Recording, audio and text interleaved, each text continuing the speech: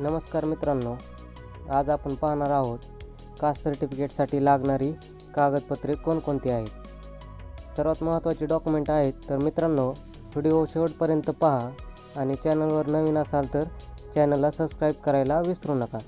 तर चला व्हिडिओला सुरू करूयात। या ठिकाणी आपल्याला सर्वात पहिला डॉक्युमेंट म्हणजे ओळखीचा पुरावा। या ठिकाणी 5 डॉक्युमेंट आहेत। यापैकी कोणताही एक डॉक्युमेंट द्यायचा आहे। त्यामध्ये तुम्ही आधार कार्ड देऊ शकता, पॅन कार्ड देऊ शकता, मतदान कार्ड देऊ शकता किंवा ड्रायव्हिंग लायसन्स आणि पासपोर्ट यापैकी कोणताही एक डॉक्युमेंट देऊ शकता। तर मित्रांनो, ज्या व्यक्तीची कास्ट काढायची आहे त्या व्यक्तीच्या ओळखीचा एक पुरावा द्यायचा आहे। 5 पैकी कोणताही एक डॉक्युमेंट द्यायचा आहे। तर 2 नंबरला आपण पाहणार आहोत पत्त्याचा पुरावा। कोणताही एक द्यायचा आहे। 6 डॉक्युमेंट दिले, त्याच्यापैकी कोणताही एक डॉक्युमेंट द्यायचा आहे किंवा देऊ शकता। तर मित्रांनो, त्याच्यामध्ये तुम्ही मतदान यादीचा पुरावा देऊ शकता किंवा लाईट बिल देऊ शकता किंवा 7/12 व 8चा उतारा देऊ शकता किंवा पासपोर्ट देऊ शकता किंवा आधार कार्ड देऊ शकता आणि राशन कार्ड यापैकी कोणताही एक पुरावा तुम्ही देऊ शकता। तर ज्या व्यक्तीची कास्ट काढायची आहे त्या व्यक्तीचा ओळखीचा एक पुरावा म्हणून डॉक्युमेंट द्यायचा आहे। तर 3 नंबरचा मुद्दा पाहू मित्रांनो।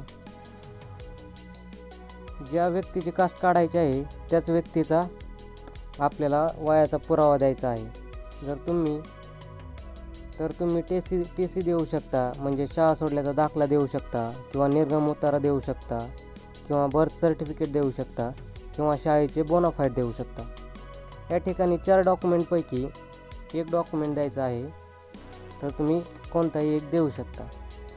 तर 4 नंबरचा पुढील पाहू।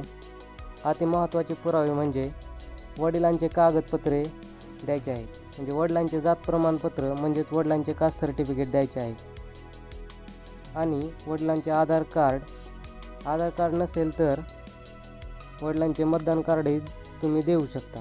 यालाच आपण वोटर ID कार्ड सुद्धा म्हणतो। आणि शेवटचा म्हणजेच 5वा मुद्दा असा आहे की आपल्याला कोणत्याही 2 नातेवाईकांचे कागदपत्र या ठिकाणी आपल्याला द्यायचे आहे। 3ही डॉक्युमेंट कंपल्सरी लागणार आहे। तर त्यामध्ये तुम्ही भाऊ, बहीण, वडील, चुलत भाऊ, काका यापैकी कोणत्याही दोघांचे कागदपत्रे देऊ शकता। त्यामध्ये जात प्रमाणपत्र असेल किंवा आधार कार्ड असेल आणि नातेवाईकांचे पासपोर्ट फोटो असेल। हे 3ही डॉक्युमेंट आपल्याला कंपल्सरी लागणार आहेत। तर धन्यवाद मित्रांनो, व्हिडिओ आवडला असेल तर नक्कीच सबस्क्राईब करायला विसरू नका। थँक्यू।